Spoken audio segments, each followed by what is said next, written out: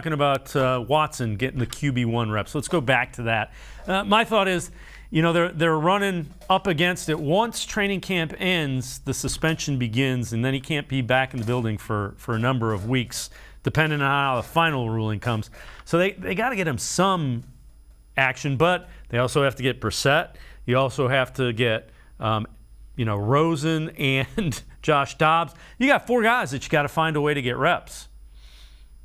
Yeah, it's a tough situation to be in. I guess where I came down on it was, and I get your point totally, you want to get him as much reps as you can, Watson that is, because he potentially we could be looking at 2 years of not playing, right, in a real game by the time he returns, if the NFL gets their way here, which I kind of feel like they might.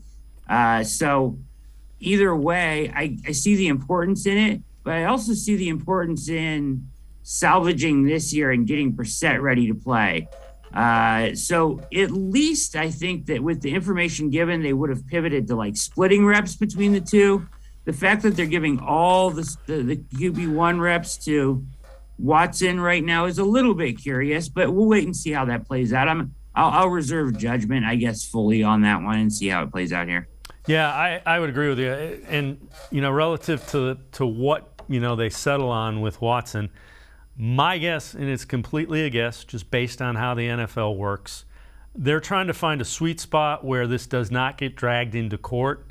And it may end up being 12 games and a pretty substantial fine that then gets donated to a charity that deals with, domestic violence or whatever.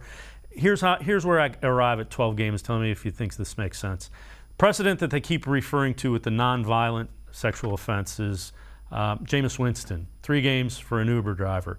3 times the 4 that you heard get you to 12, and that might be the high end of where the Players Association doesn't drag this into federal court and just wants it over.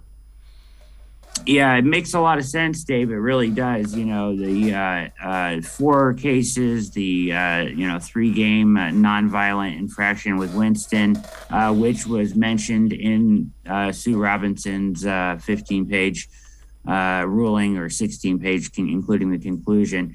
I guess I see exactly where you're coming from. As a fan of the team, 12 games is more punitive than a year is. I would rather them do a year at that point. Him coming back for 5 games or having his contract toll, it's a tough one there. Which one you would prefer, as far as I'm concerned? Yeah, I'm with you. As a fan, the year probably is less painful because then you probably even explore what it would take to get Jimmy Garoppolo. You do all the due diligence if it is in fact a year. Something just tells me they want it. A year drags it into court. I think the NFLPA, and I think they're trying to find the sweet spot where they get as many games as they can without getting it into court.